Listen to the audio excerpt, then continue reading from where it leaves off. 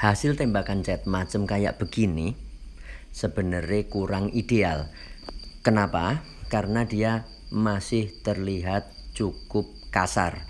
Harusnya kita dapat hasil tembakan cat yang cukup lembut, biar nanti ketika ditimpa clear coat hasil tembakannya akan terlihat lembut dan keesokan hari juga absorb tidak terlalu banget. Akhirnya kita bisa dapat hasil tembakan secara keseluruhan tetap enak dilihat. Nah, ketika sudah terlanjur dapat macam begini, solusinya seperti apa?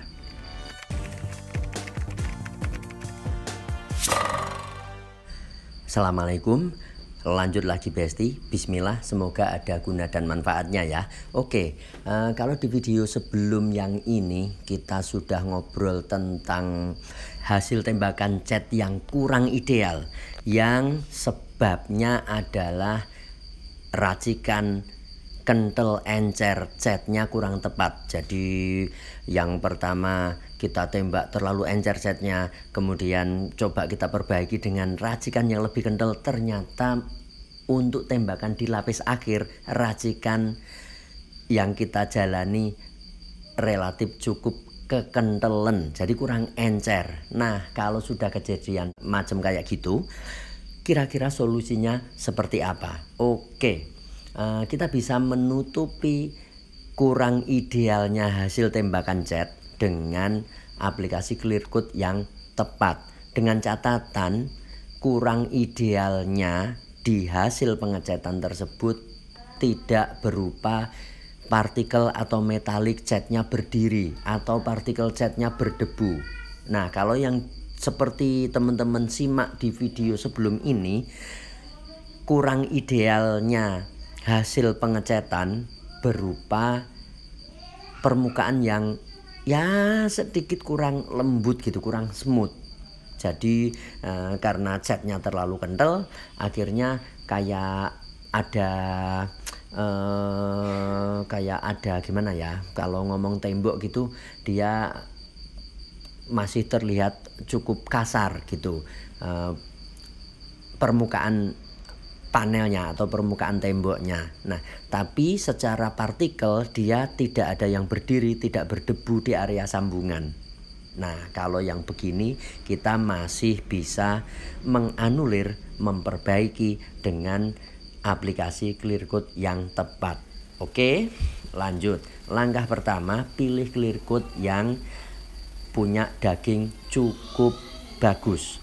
Misal di video ini kita pakai AXT 210, padahal ada produk AXT juga yang 410 yang dia rasionya 41. Kalau yang 210 yang kita pakai ini rasionya 21.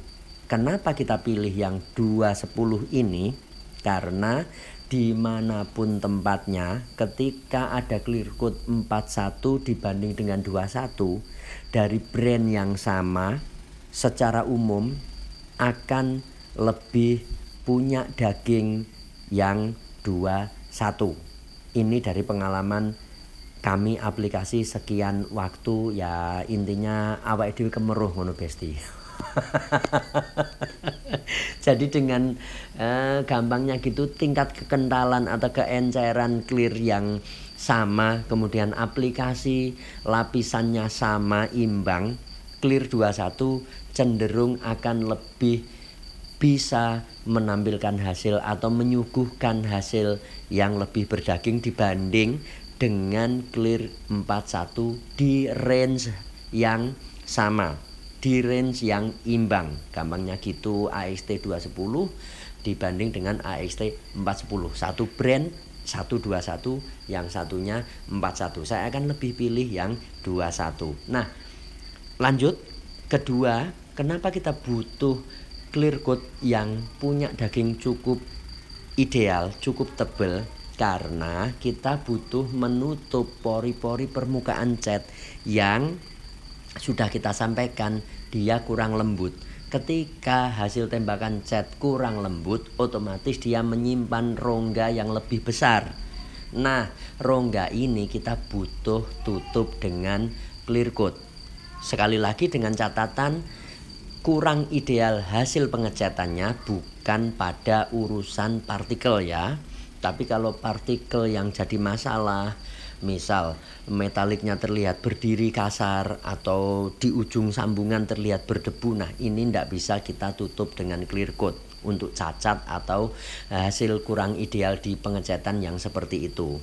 Sekali lagi teman-teman mesti ingat yang itu ya.